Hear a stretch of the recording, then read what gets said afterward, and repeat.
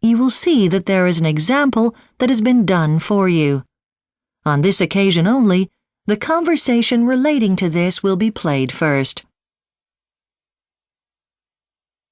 Good morning, Cornmarket Theatre. Oh, good morning. I'd like to ask about making a booking for the performance of Pirates. The woman would like to make a booking for the performance of Pirates, so Pirates has been written in the space. Now we shall begin. You should answer the questions as you listen because you will not hear the recording a second time. Listen carefully and answer questions 1 to 4. Good morning, Cornmarket Theatre. Oh, good morning. I'd like to ask about making a booking for the performance of Pirates. Yes, of course. What day? I'd like to make a booking for the afternoon performance on December the 8th. I'll just check on the computer. Good news, you're booking well ahead of time, so there are lots of seats available for that performance. Great. Now, if I can just start by taking a few details. Yes, of course. What's your name, please? It's Fenella Bittens. Bittens. Now, can I take a contact number? It's 07796 892 326. Lovely. So, how many tickets would you like? 20, please. So, that's a group booking. Does that mean I get a discount? Yes. Are they all for adults? Actually, only 3 are adults. Right, so you get a discount of 10% on those tickets, which makes it £23 per person. All the tickets are the same price wherever you sit. And the rest are all under 16. OK, so instead of £15 per person, that'll be £12.50. Oh, that's good. Before you hear the rest of the conversation, you have some time to look at questions 5 to 10 on page 2.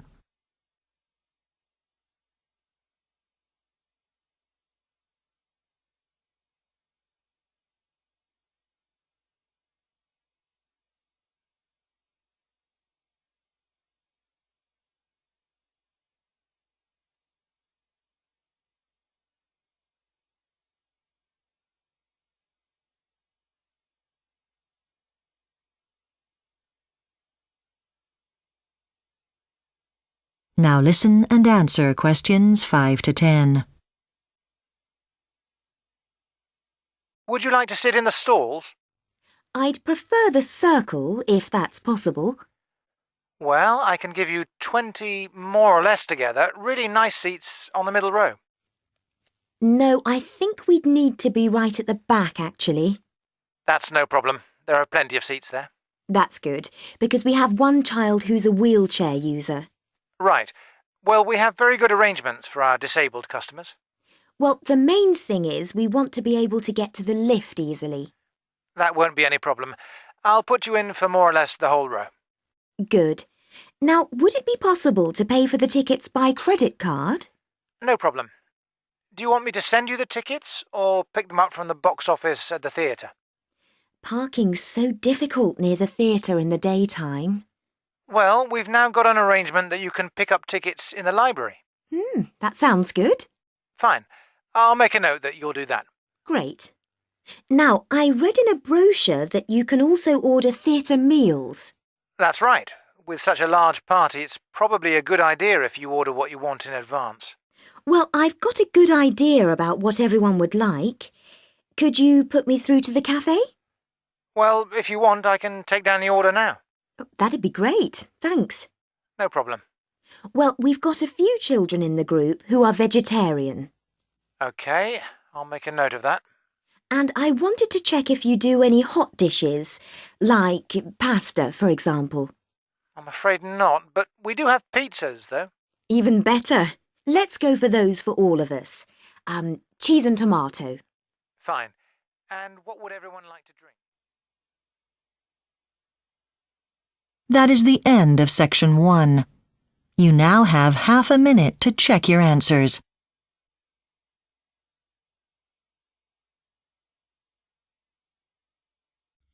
Now turn to Section 2. Section 2. You will hear a radio program about singing in a choir. First, you have some time to look at questions 11 to 15. Now listen carefully and answer questions 11 to 15. And for our regular spot on things to do in town, here's our reporter Samuel Cooper.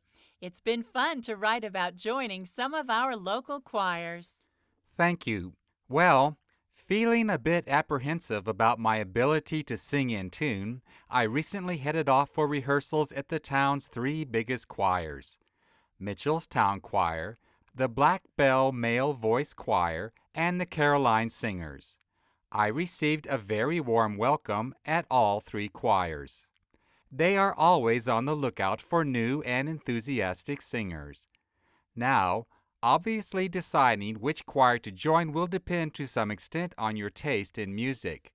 Black Bell caters for most musical taste as it has a hugely varied repertoire, as does Mitchellstown. If you're after a more classical feel, the Caroline Singers tend to focus on madrigals. That's unaccompanied singing without any instruments. If you want to meet people who share an interest in music, Mitchell's Town Choir is a good place to start. Apart from their own performances, they also arrange group visits to see operas and attend music festivals. So it can be a great way to make friends. But it's not just a chance to develop a skill, travel, or make friends that's on offer. You could win a gold medal, too. Mitchellstown are hoping to get to the final at the Melody competition in Atlanta. And Black Bell are the current holders of the Countermale Voice Choir Award, which was presented to them by the director of the London Opera just last month. You can also be a part of a recording deal.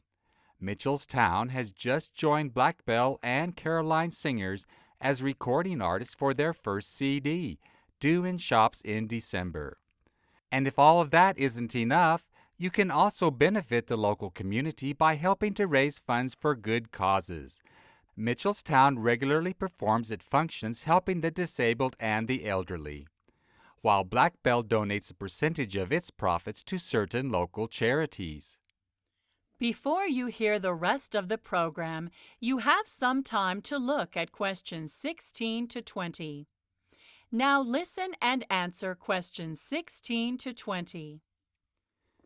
You may feel unable to join a choir because you're worried you'd struggle to find the time to attend rehearsals because of work or family commitments. Well, there is a solution to that.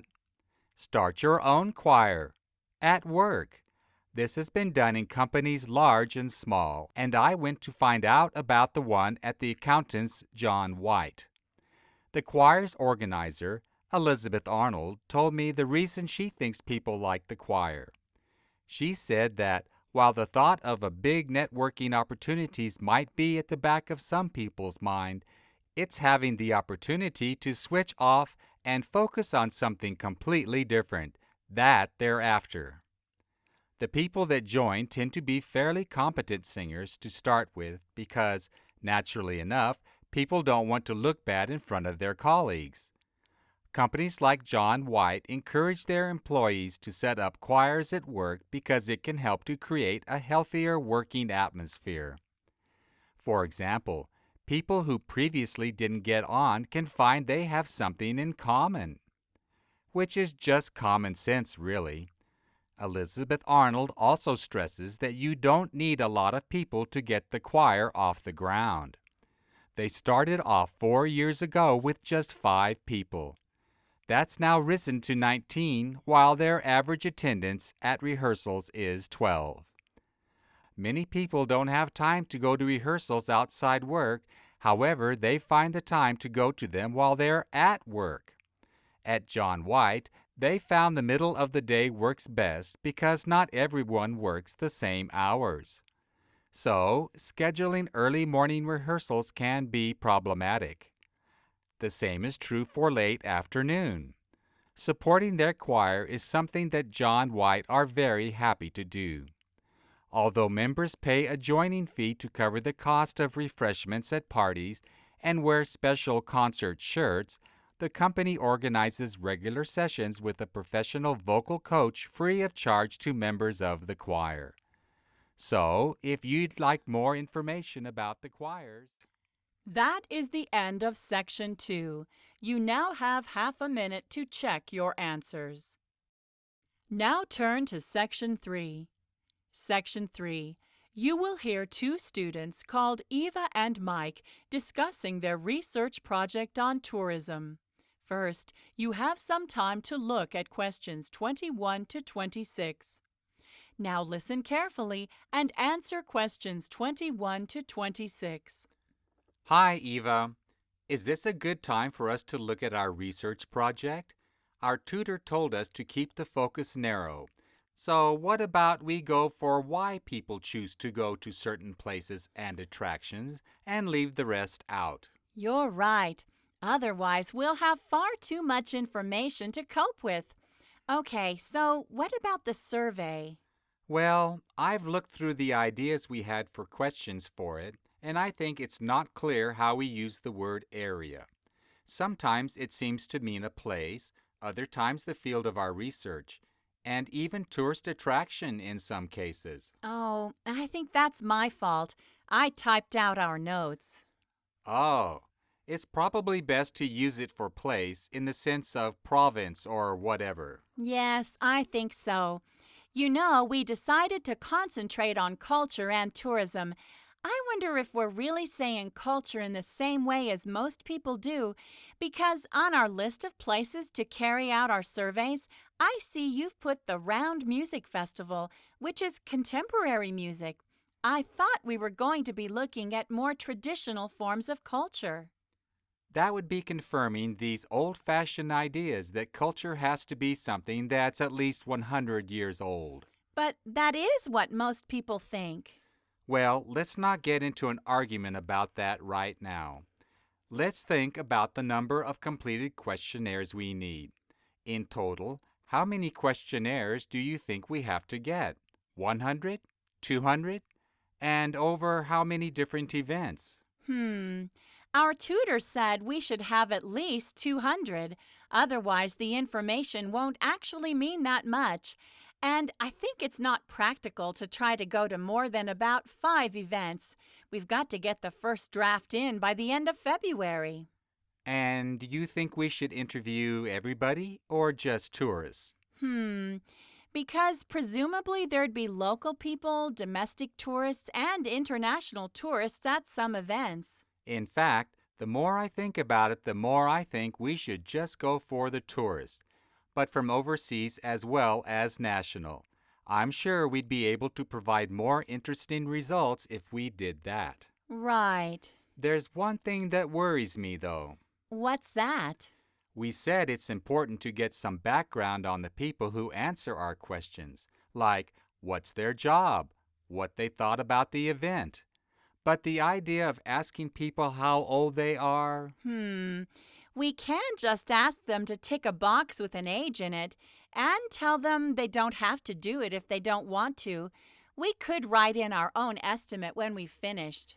Are you sure that would be okay? Yes, it's not the most crucial piece of information they're giving. We're going to have a lot of facts and figures to present. Have you any preference for putting them into a pie chart, a table, or a graph? Tables are easy to do, but I read that most people find pie charts visually stimulating. I hate reading graphs because, unless they're quite big, you don't get exact figures. Pie chart sounds good. How are we going to divide up the work? If it's okay with you, I'd like us to meet as often as possible to look at what we've each written up. But we should do the actual writing on our own. Before you hear the rest of the discussion, you have some time to look at questions 27 to 30. Now listen and answer questions 27 to 30.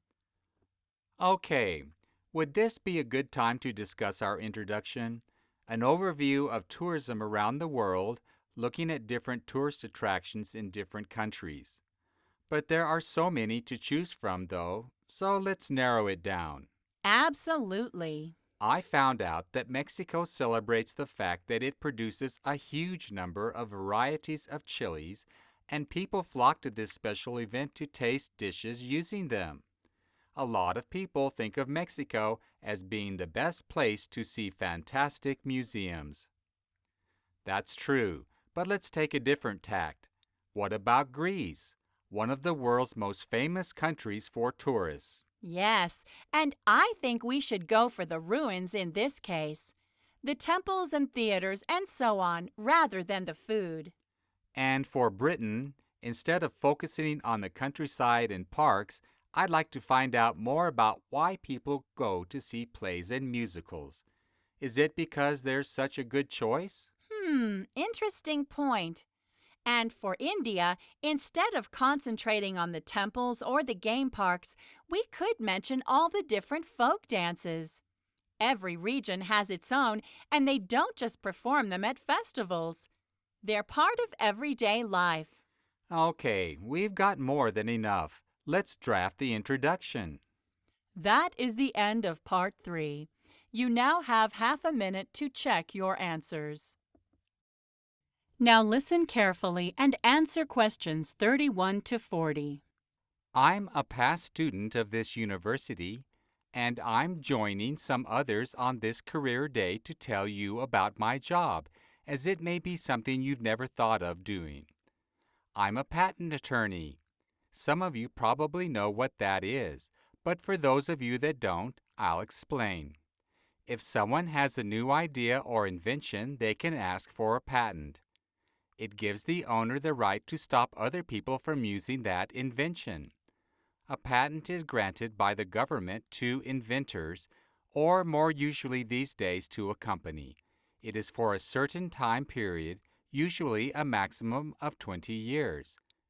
So during that period, that idea or invention cannot be claimed to have been invented by someone else.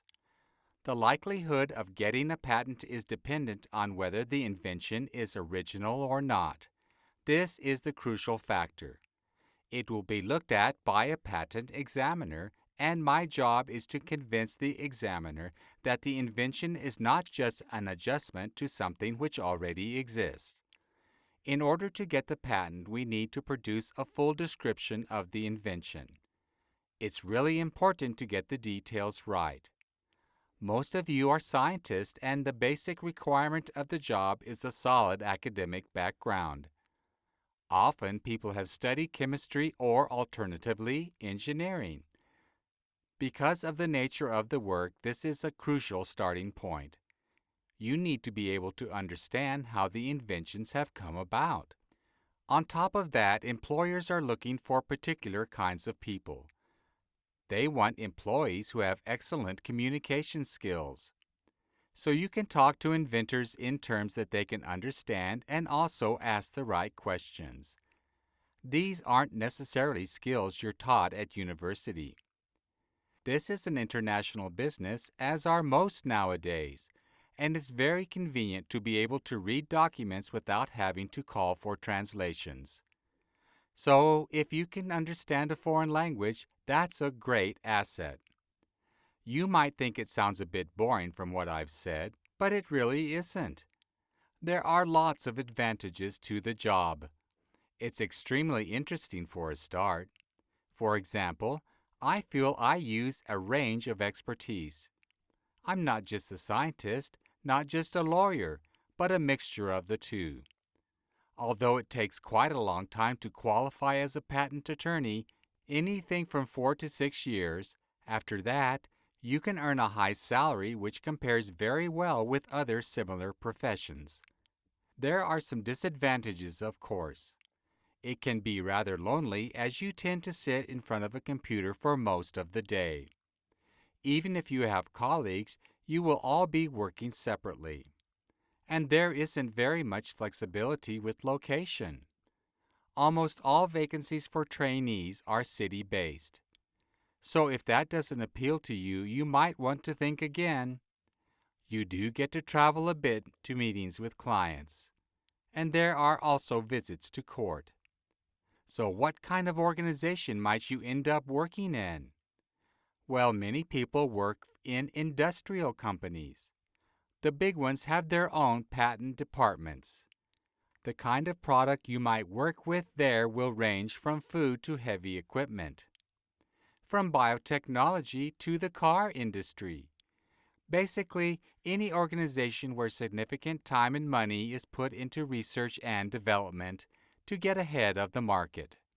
There are also many private practices, and some of these will have areas of special interest. Finally, it's possible to get a job in various government offices. In those departments, you'll probably be looking at applications for patents and making decisions about them. I really love my job, so I hope I've persuaded a few of you that it's worth thinking about. If anyone wants to come and ask questions, I'm happy to answer them.